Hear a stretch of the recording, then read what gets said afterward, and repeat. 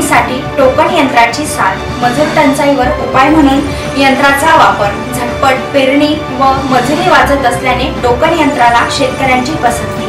सध्या खरीप हंगामातील कापूस, तूर व इतर कडधान्य पेरणीला सुरुवात झाली आहे। खरीप हंगामात शेतकऱ्यांना मजुराची चणचण भासते, याचा विचार करीत टोकन यंत्राची निर्मिती करण्यात आली आहे। या यंत्रामुळे शेतकऱ्यांची पेरणी, लागवडीची कामे वेळ, खर्च व अल्प मेहनतीने होत असल्याने सध्या कारंजा तालुक्यात या यंत्राचा वापर शेतकऱ्यांकडून केला जात असल्याचे दिसून येत आहे। शेतकऱ्यांची पेरणीसाठी मोठी लगबग सुरू असून पेरणीच्या काळात मजूर मिळत नसल्याने शेतकऱ्यांना निराश व्हावे लागते। यावर उपाय म्हणून टोकन यंत्राची निर्मिती करण्यात आली असून शेतकऱ्यांकडूनही याला पसंती दिल्या जात असल्याचे पाहावयास मिळत आहे। एकाच वेळी लागवडीची धांदल उडत असल्याने काही शेतकऱ्यांनी यंत्राचा वापर करून लागवडीस प्राधान्य दिले आहे।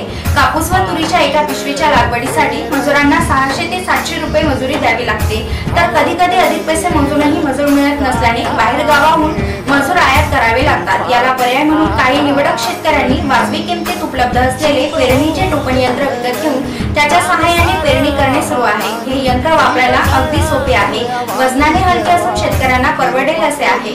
या बियाणे टोकन यंत्राच्या सहाय्याने शेतकरी कपाशी, मका, सोयाबीन, तूर, मूग, उडीद, चवळी, हरभरा, वाटाणा, भुईमूग अशा विविध प्रकारच्या बियाणाची लागवड करू शकतात। हे यंत्र एका ठिकाणाहून दुसऱ्या ठिकाणी अगदी सहजतेने नेता येते। त्यामुळे या बियाणे टोकन यंत्राची उपयोगिता खूपच वाढली असून झटपट पेरणी व मजुरी वाचत असल्याने टोकन यंत्र शेतकऱ्यांच्या पसंतीस उतरले आहे।